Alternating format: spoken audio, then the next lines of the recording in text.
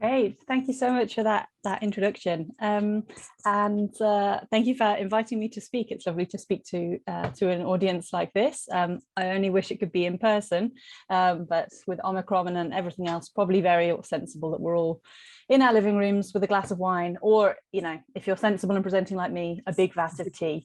So I will share my screen now, and as Gary mentioned, you should all be able to see this later on, and, you know, should anybody be particularly interested in the slides, let me know. Can you all see that okay? If you just give me a nod or a sort of thumbs up or something. Yep, great. I see at least one thumbs up. So hi, welcome to this evening. I'm Sarah Rosenberg-Jansen, as Barbara kindly introduced me. I work at the Refugee Studies Centre at the University of Oxford, and I also work in the practitioner world, working for the UN on renewable energy and life in refugee camps, which is the title of this talk. Excuse me. So this evening, I'm just going to give a little bit of a talk about what I do, really, my job and my everyday. I'll talk a little bit about refugees and life in refugee camps, and specifically I'll talk about renewable energy. So that's you know, electricity sources, that's also clean cooking or traditional cooking sources, and I'll talk a little bit about the UN systems and how sometimes they are quite challenging to work with. So just a little bit of introduction to myself. I guess I class myself as a humanitarian, but I'm also an academic. I've spent the last 15 years researching, living, working in refugee camps in Africa, the Middle East and Asia. And my day-to-day work focuses as a sustainable energy advisor to the UN, particularly to UNHCR, but quite often to other UN bodies like IOM, which is the International Organization for Migration, and to UNITAR, which I often joke is the biggest UN agency that no one has ever heard of, but that's the UN agency for training and research, and they're the people who train the peacekeepers, and they do a lot of different training programs as well. I'll cover today both electricity and cooking sources in case there are any energy experts in the audience, but I'll also show a lot of pictures. As you can see from this slide, I love to show a lot of pictures because I think it really shows the type of work we do. And there, in fact, is even a picture of me writing on a whiteboard and probably spelling something incorrectly. Just before we get started, I quite often get questions at the end, so I thought I'd preempt some of those questions before we start. In terms of the terminology and the language around refugees, we quite often talk about refugees, but you can also use the term displaced people. And displaced people, not all displaced people are refugees. In fact, as these figures on this slide show, there are 84 million, over 84 million actually, displaced people at the moment worldwide. 48 million of those are internally displaced people. We call them IDPs. These are people who are refugees who haven't left their country, essentially. Another 26 million are refugees, which means they've crossed a border. An additional 3 million are Palestinian refugees, and 4 million are Venezuelans displaced abroad. And I'm happy to take questions at the end about why we categorize Palestinians and Venezuelans separately from the other refugees, but essentially it's the politics of the UN and international diplomacy. And then a further 4 million people are classed as asylum seekers, which is slightly different from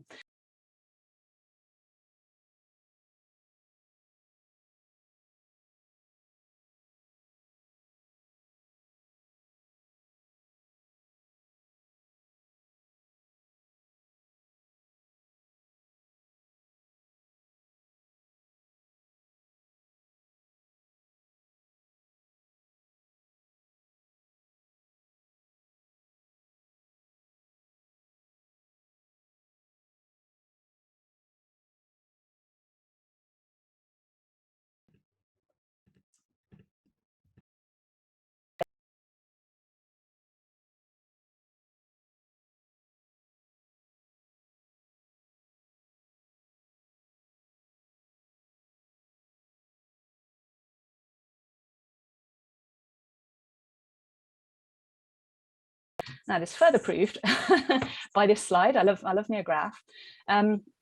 This is the number of people who came to the UK in 2021, last year. technically by the end of September, not all the way till December.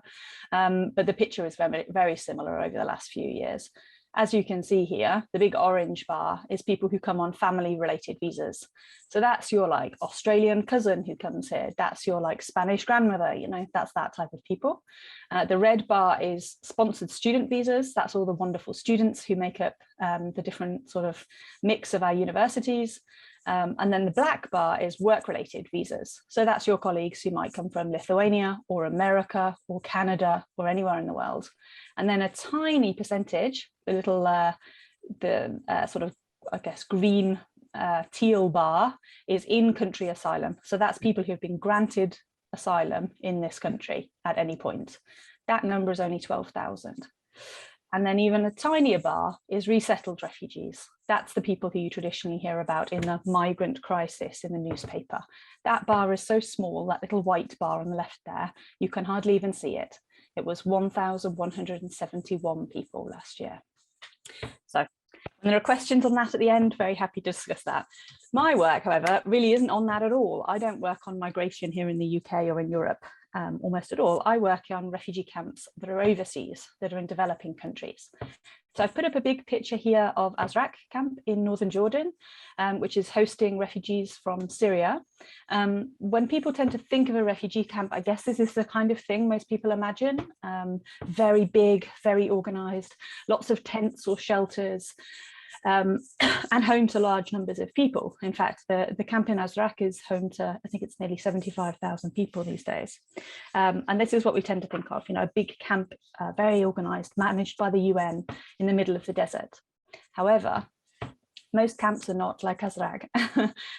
This is a picture of Dadaab camp in Kenya. Dadaab is a city. That's the only way to think of it. It's over 300,000 people, and it has a lot of informal migration and movement migration as well. And so actually sometimes they say it's more like 500,000 people. That's a city, you know, it's a city bigger than Leicester. That's definitely a city bigger than Leamington Spa. Dadaab is one of the largest camps in the world. It's been there for 30 years. Another camp in Kenya where I do a lot of my work, Kakuma camp in Kenya, that's been there since 1992. That's now, well, actually this slide's out of date, that's now 30 years. And Kakuma is over 200,000 people.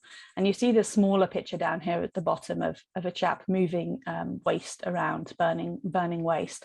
These spaces do tend to be very, very informal, and a lot like a city many hundreds of years ago here in the West. And I have a few more pictures to sort of illustrate life in refugee camps, of which, you know, Azraq, Dadaab, Kakuma are just a few examples.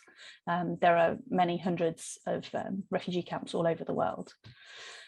And this next picture shows some of that diversity. So there are many types of refugee settlements, people living in very, very different types of environments. Pictures like the one on the top left here with the lady in the pink headscarf. She's bending over some cooking pots there, cooking while her partner sleeps under the tent. This is the kind of emergency camp that you'll see that's when people are in the middle of a conflict and they're moving around. The middle picture with the little girl in orange climbing across the waste pipe there. This picture is also from Jordan, from the refugee camps in Zatari.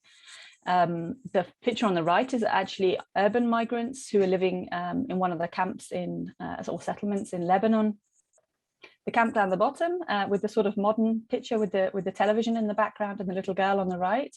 That's one of the IKEA shelters that have been built in Azraq. And the bottom right is the current refugee crisis, and that really is a crisis, in Cox's Bazar in Bangladesh with the Rohingya refugees. And you see there people living in quite informal settlements that they have built up for themselves.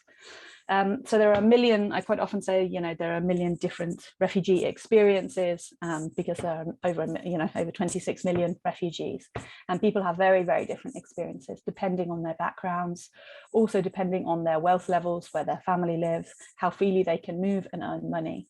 And it's quite an interesting area, I think, but then I'm the one choosing to do this for my job. So I'll show a few more pictures in a moment. Before I do that, I just wanted to say that my work, you know, happily before COVID, took me all over the world. I wanted to show just a couple of examples today from Rwanda, where I've spent a lot of time, and Kenya, where I spent a lot of time. And for those of you who like maps, the top picture is of Kenya. There are two main refugee camps in Kenya. Dadaab, which is the 300,000 camp, is down here in the first circle, and in the top sort of left-hand corner, there's Kakuma up there, literally, you know, hundreds of thousands of miles from anywhere else.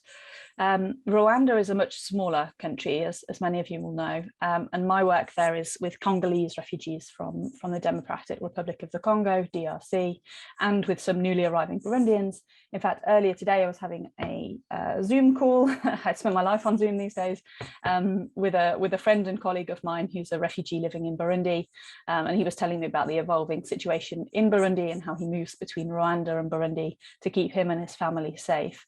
Rwanda is a much smaller country, and it hosts a smaller number of refugees than Kenya. But as these pictures will show, there are some real sort of similarities between life in refugee camps in East Africa. This is one of my favorite photos. This is Kakuma in Kenya, and this is usually the moment I start to talk a little bit about energy. If you look closely at the top of this picture, or in the middle of this picture, you will see some solar panels as a street light there. The sort of, you know, big white thing coming out of the umbrellas at the center of the photo is a street light with a solar panel on the top. And you'll see both electricity connections and telephone wires connecting up the wires across the top of the picture. So when people think of really informal settlements with just tents and nothing else, this is essentially a picture of a high street in a refugee camp, albeit a refugee camp that's been there for 30 years. And I just wanted to sort of reflect on that. You know, you see the level of energy, you see the level of life and exchange in this picture. You see shops here selling electronics, you see people with mobile phones, of course you see all the bodabodas, the motorbikes there, who are they're like motorbike couriers. You just, you know, pay them a couple of pence and they'll take you anywhere on the back of a motorbike, and that's the main form of transport in the camps, because obviously nobody has cars really. Maybe one person has a car in Kakuma, and so most people are using motorbikes and renting motorbike couriers as their mode of transport. So this is Kakuma. Kakuma is a very lively, exciting place. I basically lived there for a couple of years, and it's really a very dynamic community. You can think of it as an informal city. Rwanda is a bit of a different picture. These two pictures are from Rwanda refugee camps. The picture on the left is of Kigeme refugee camp. And as you can see, the national grid, which is the big pylon and the electricity wires you see coming over the top of the camp there, that's national grid infrastructure, and that runs across the top of the camp. So when people say things like, oh, these refugee camps are too remote, they're in the middle of the desert, they're in the middle of nowhere, you can't possibly connect them to the national grid, show them this picture of the national grid going over the top of this particular refugee camp. And it's a little bit difficult to see, and I apologize for that. One of my main findings of my PhD is how difficult it is to take pictures of solar panels on people's roofs.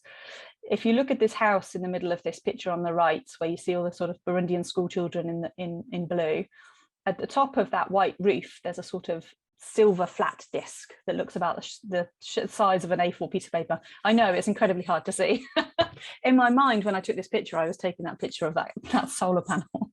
But when I looked at the picture afterwards, it was mostly of the kids. That little A4 silver square there that you can barely see is actually a solar panel that powers a mobile phone charger and panels that charges probably about 5 or 6 lights within that house. So it's what we call a micro technology, because it's a really small panel and it only, you know, really powers a couple of lights. But you do see examples of energy all over the camps. One of the things that I really would like to draw your attention to is how informal some of these spaces are within refugee camps, and that people have this view of UNHCR as the UN agency responsible for refugees, the UN High Commission for Refugee Rights, that UNHCR sort of control or manage or support all refugees and displaced people. The best way really to think of UNHCR is as a bureaucratic agency. They help people with their paperwork, They issue a lot of tents with logos on, but all the other agencies and in fact NGOs do the vast majority of the actual work. So agencies like WFP, the World Food Programme, they do food and water supplies within most camps. Organizations like IOM, the International Organization for Migration, which is a formal UN body, they deal with all those displaced IDPs I mentioned earlier, the internally displaced people and the other forms of migration. And they also deal with refugees in political contexts where refugees are not recognized, like currently in Venezuela and Bangladesh. The other two pictures here, well, actually, maybe I talk about all pictures. The big picture on the left is a queue of people, and what they are, the machine you can sort of see here on the left. Those of you who are a little older might recognize this type of machine from earlier in the previous years. That is a grinder. You can get an electronic one. This one in this case, I think, is actually manual. And what that's doing is that's taking all the grains and people's seeds and things like that, and it's grinding it into flour. Because quite often when WFP give out grains and flour, they're in unmilled form. And so people somehow have to mill them themselves, which is crazy. If you went to the shop and you bought a bag of flour now, you would not expect to have to take it home and mill it yourself, not unless you're living in a really health food lifestyle. But everybody, or almost everybody in refugee camps is expected to do that. So this chap with the red hat on, he's set up a business and people pay him, albeit tiny amounts, to mill their flour for him. And he has started by doing that by hand, and then he's saved up money and he's built this, he has bought a milling machine. You'll see a piece of equipment like that, and usually a man as well, doing that type of business in almost every refugee camp in the world, certainly in Africa, because it's a necessary business. You will also see, and you see the picture on the right there with the sort of milk canisters and eggs and the Coca-Cola trough, a big bucket, what they call milk shops or soda shops. And those are places where you can go and you can buy a cold drink, and they're very informal businesses. In this place, you can also buy mandazis, which are like little deep fried donuts that are totally delicious. And that's what's sitting there in those Tupperware containers on that top is making me really hungry. And then in the bottom photo, you see sort of two machines at the bottom there with red colouring next to the paint things.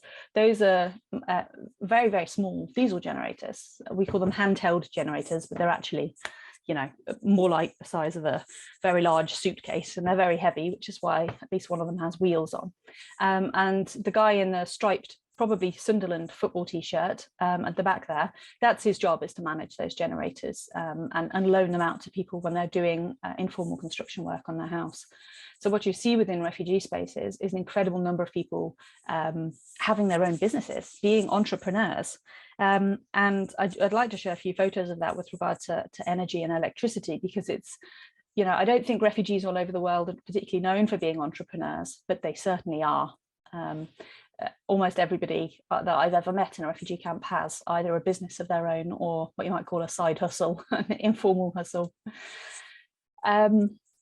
Sorry, I probably should have put this slide slightly earlier.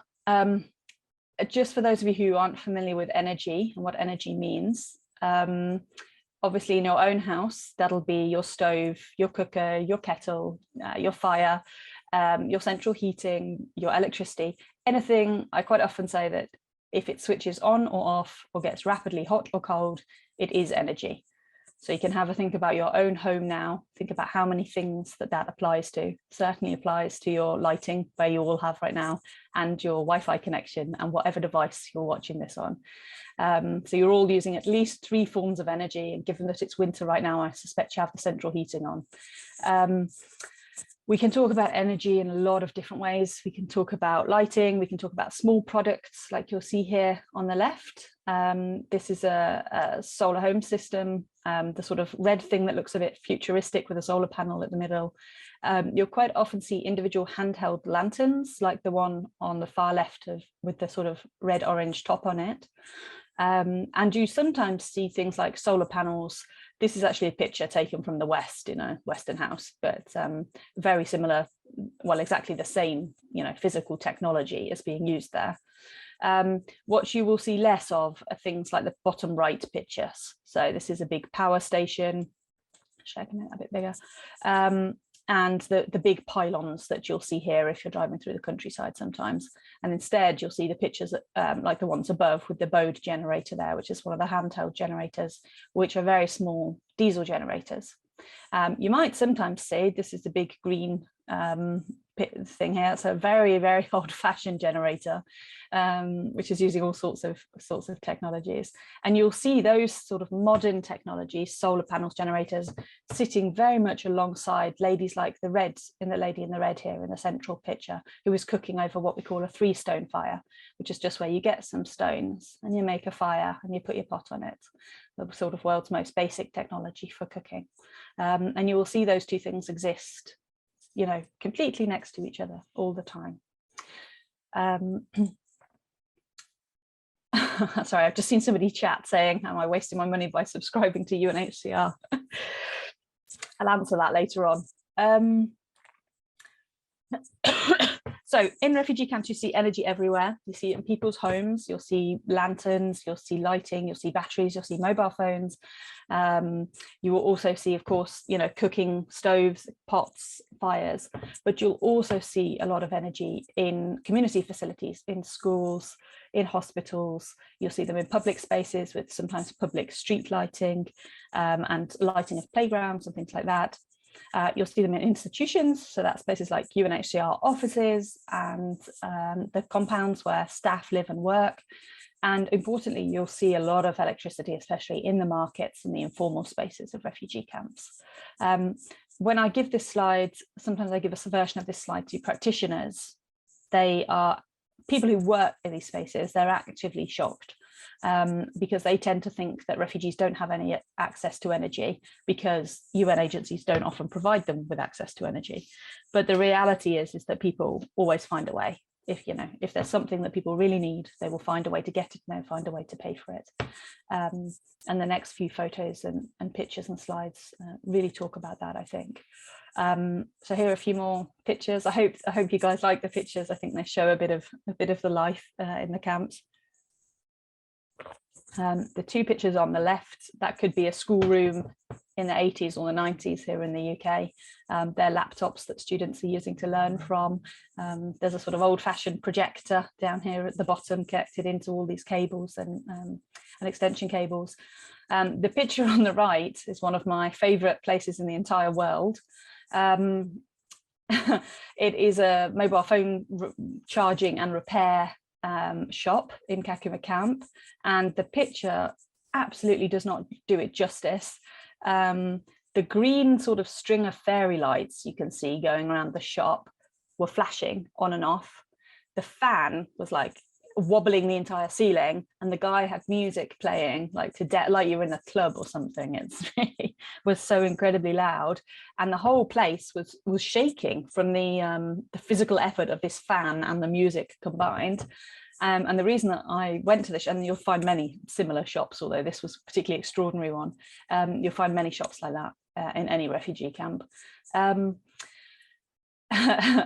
reason I found this camp particularly is that this guy was a whiz with repairing phones, and when I was about 3 weeks into living there, my very clever iPhone, on which my entire life is based, and my connection to home and my emails and my work and everything is on that phone, died, and it needed to be repaired.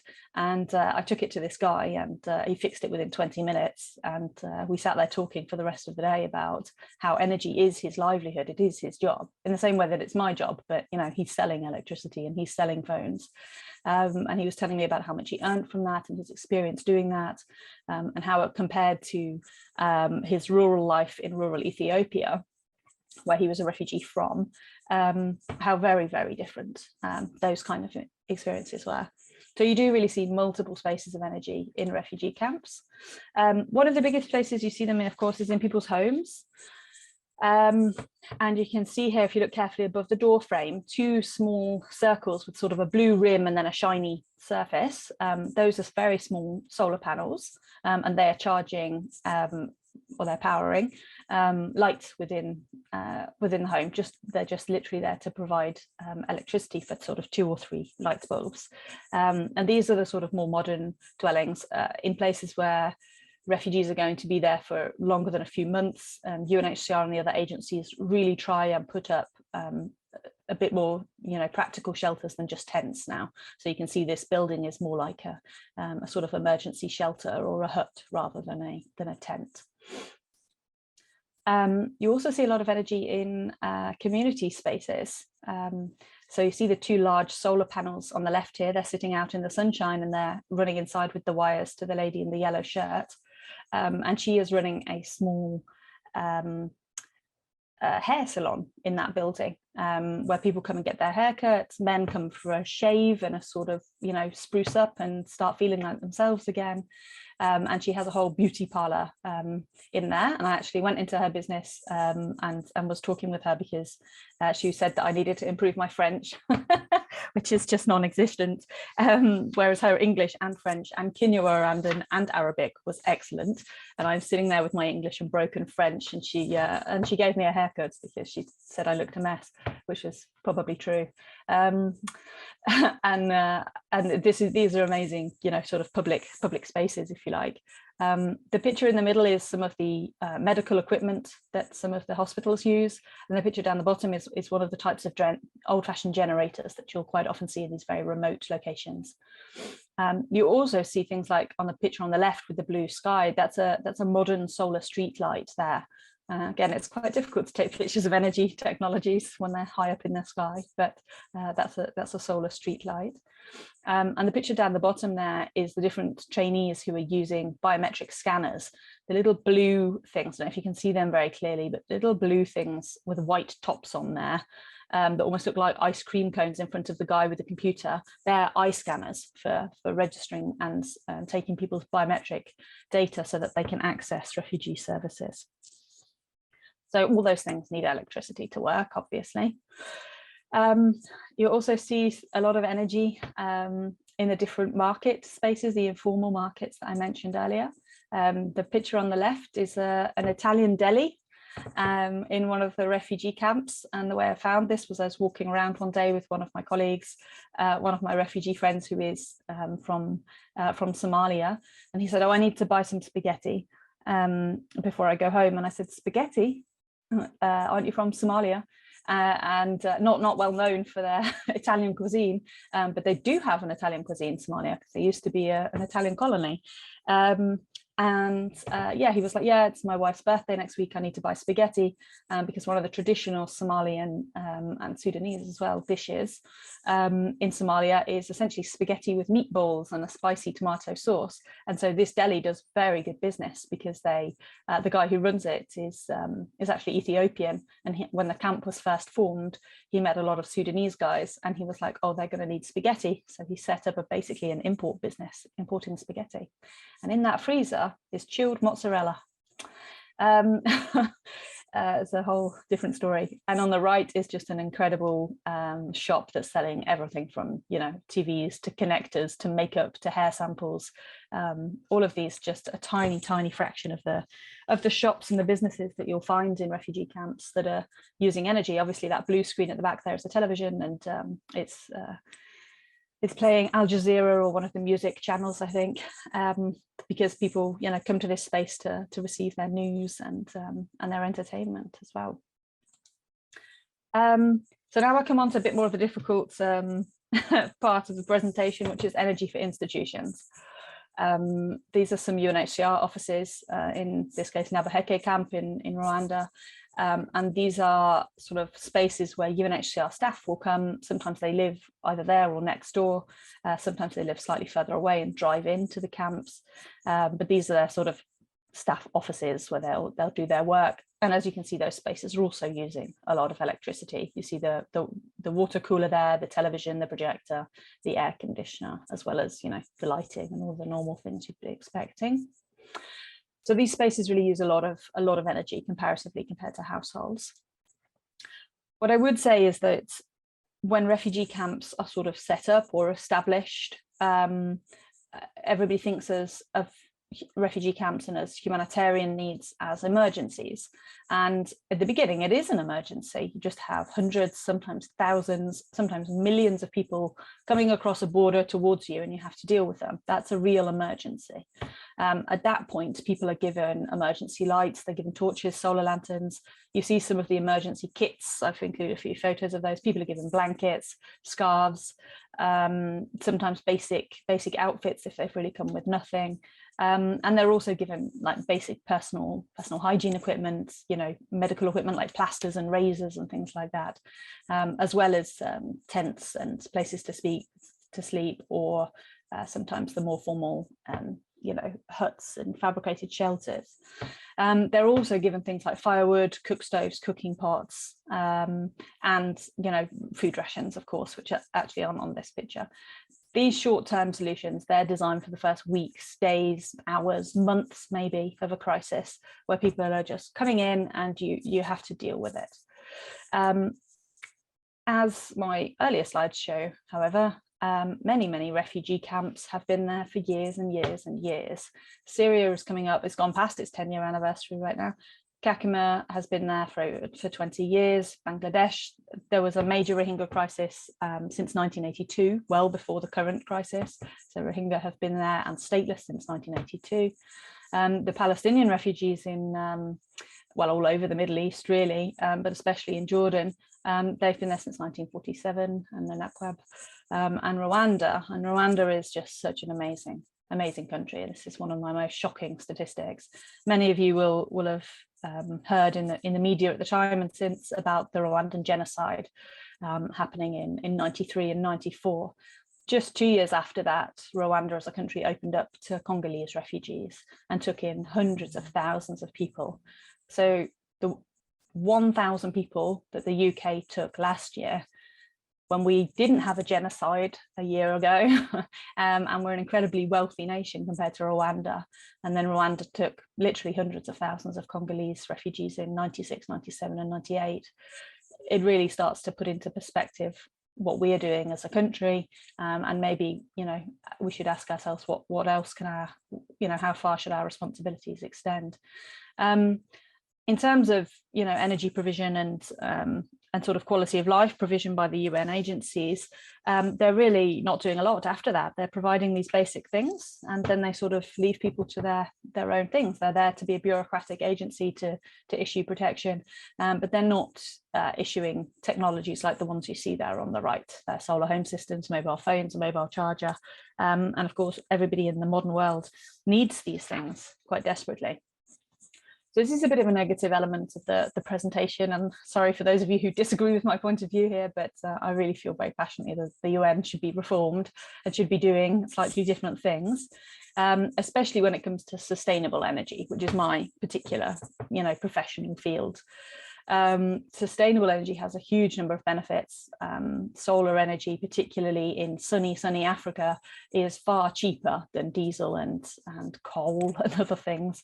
And so one of the main benefits of providing sustainable energy is it's cheaper, and you can cut costs by providing it. Providing energy, especially sustainable energy, means that women and girls can sort of have a new space. The burden on them having to collect firewood, for example, is reduced, and that you can really start to support people with the types of businesses that they want to have if you're providing, especially, you know, larger amounts of electricity. And of course, for those of us interested in the climate crisis, you can reduce emissions by providing sustainable energy, and particularly for the UN and for UNHCR, that's very important. At the moment, almost all of those generators, are actually 11,000 generators worldwide, active in humanitarian crises right now. All of those generators are being powered by diesel. So that's just polluting. Every minute that generator is on is polluting, and it's the UN, you know, they can easily afford to replace that with solar. So a large part of my work is trying to persuade them to do that and trying to help them to do that in order to reduce carbon emissions and to sort of reduce the impact on climate change that the UN is having. So I don't want to be too negative, and I don't want to leave lots of space for questions. So there are definitely signs for the future. I do not want to leave you feeling like the world is a terrible place. At the moment, I work with the Global Plan, the Global Platform for Action, with UNHCR, and we do a lot of public speaking. We do a lot of work within the UN to sort of educate people, but also to really help them understand what solutions are available. You know, as any of you who are engineers or who have people in the family who are engineers will know, energy and technology is very, you know, technical skills profession, and it can seem like a black box for people. Like, you have to have formal qualifications to be an engineer, but as this picture of this chap here in Burkina Faso shows, you can also be a self-taught engineer, which is very much what he is, and he's rewiring tiny solar panels to be mobile phone chargers. That's what he's sitting on the floor there doing, and that's his business. And so, you know, if people are given a chance and are given some support, there's no end to the ingenuity and amazing resourcefulness of refugee communities. Oh, and for those of you who were asking, should you stop giving your money to UNHCR? You can tell how often I get asked this question because I include a link for other options. There are many charities and groups that you can give for that are doing a different type of work. The Ashton Humanitarian Energy Award is one. I'll perhaps talk about that in the questions, but essentially, for those of you who don't know Ashton, they're the charitable arm of Sainsbury's, the supermarket, the Sainsbury Foundation, but they're not, you know, directly attached to Sainsbury's, so you don't need to shop at Sainsbury's to work to support Ashton. But what Ashton do is very cool. Every year they give out awards, prizes, cash prizes to very, very small businesses and practical sort of very small charities. Sometimes they're mostly businesses. So that's actually people like this chap in the photograph. He probably earns $100 a year, if that. And what he's doing is he's setting up a sustainable energy business by taking people's old chargers, essentially like your mobile phone charger, rewiring it with a solar panel and a little connector in between, so that you can charge your mobile phone directly, essentially, from a solar panel. He earns $100 a year. He has a very clear business plan for what he wants to do in the future in Burkina Faso and across southern Mali. And he was one of the people who applied to the Ashton Award to say, you know, if you gave me $1,000 as one of your prizes, I could scale this business all over these camps. I could hire 100 people, I could hire 200 people, and here's what I would do with this money. Actually, in this particular case, his business didn't win the award. Another guy who does solar fridges under a very similar model won the award. But every year, Ashton raise money for that, and give out these sort of micro prizes, you might call them, just literally $1,000 here, $1,000 there. You can also use something like Kiva, which is a micro lending platform, which I'll talk about in questions, maybe, if people are particularly interested in that. So there is a lot of hope for future, and you know, even if you only have $5 or £5, or for even £5 a month, there's a lot of places you can spend that. I wanted to end, I think, did I have until 15:15? I think so. Yep. Okay, I wanted to end with a few refugee voices. So, as I mentioned at the beginning, I spend a lot of time directly with refugees, listening to them, understanding their stories, understanding the role that energy plays in their life, and really sort of trying to amplify their voices. You know, when I go back to the UN and I tell them, you should do this on energy, it's not just me saying that, it's me saying that on behalf of the refugee communities. So I just wanted to sort of tell you two short stories to sort of end the presentation. This is a set of quotes here you see on the slide, for a lady, a gentleman and a lady. I interviewed them together, actually, who are running a small business with their with this little set of technologies here. The lamp you see at the top, and then the solar home system in red you see at the bottom of the picture. And I was asking them, how do you use energy in your business, and why is it good for you? And they said to me, energy is good for us because the light is on in the nights, and my friends, my brothers, they can come here to their business and talk. They want to be together, to be talking and enjoying. I am here and I'm talking as long as the light lasts. It is not on all the time, this light. Sometimes I go home to my wife. She is, and he's gesturing to his wife next to her. She is very proud, very happy about the bar, his sort of restaurant bar that he owns, about the success. It is much better than with the stick. Many refugees just use a burning stick for light. They don't have any electricity at all. They just set fire to a stick. So he says this lantern's much better than the burning stick. The light for us is a change. Now, when things start to get better, it is because of the electricity. When there was dark, it was sometimes dirty, things would spill and accidents would happen. The light stops that, and the little lamps, they are all we need to see. Not making mistakes and spilling things is good, but my wife coming at night to his business, people coming at night to this business is better. My wife has the new things and I have joy. With my brothers here in the night, it is a very happy place. And this business, you might call it a bar, but it was like more like a social club, a bit like the old school working men's club. It had that kind of vibe about it. A few lads sitting around having a beer, a few older gentlemen exchanging, telling stories from their home countries, but also stories, moaning about their wives.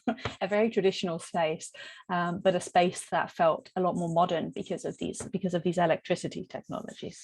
So I wanted to share that story with you, and I also wanted to share another, similar story from a lady who was running a shop that sells all sorts of things. It sells, as you can see from the top picture, it sells shirts, and you can do mobile phone charging there. You can do SIM transfers, what's your little SIM card in your mobile phone. You can do photocopying, but you can do also all these electrical things. You can do emails, you can download songs, you can do mobile phone repair, and you can also do Facebook or Facebook as it's written on the sign. And she was running a business there to do that.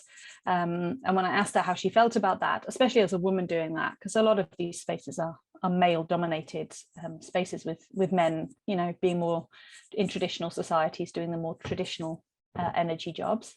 But she was a woman and very vocal about how important, her being a woman and being seen to do this as a woman was. And she was very proud of her business. And she said, I'm the first to have electric power in my business and my home. In the restaurant, little cafe bar that sells milk snacks off the side here. In the restaurant, it is for lights and for cleaning and for heating the water. I use electricity, every day. I can say that electricity is magically, it is good for the home, the business, and if they would put it in the streets, everything would be better. I use it for lighting every space at home. I charge my phone, I use the kettle for boiling water. It can keep people busy and talking. They can relax when the lights are on or doing their reports or watching television, because this particular space, the UN agencies actually didn't have energy because their generator was broken. And so when she says doing their reports, that was humanitarians like me coming to use her Wi-Fi. And then she said the best thing for her, my children can stay here in the nights with me in the restaurant. They can't go wandering and fall and be outside in the dark. And so she could run her business and be a mother at the same time, because she had so much electricity and lighting in these spaces. So these are just a few of the stories that I wanted to share with you, to show that refugees have these voices and these opinions all of their own. And I'm just here really sort of promoting that and advocating on their behalf. For those of you who are particularly interested in this kind of thing, we've written a briefing paper on this, if anybody's particularly academic minded. And as I mentioned at the beginning, I also work with the GPA, which is the Global Platform for Action on Sustainable Energy in Displacement Settings, which are a UN group, but they work, believe me, in a very different way to UNHCR. So with that, I will say thank you. 1 minute before time, and I will also say that anybody who can guess what all of these pictures, these 5 pictures around the outside of this slide, have in common gets a prize. And should you be particularly interested in this topic, feel free to reach out either by email or Twitter. I'm living here in Leamington Spa, so I'm not so far away physically.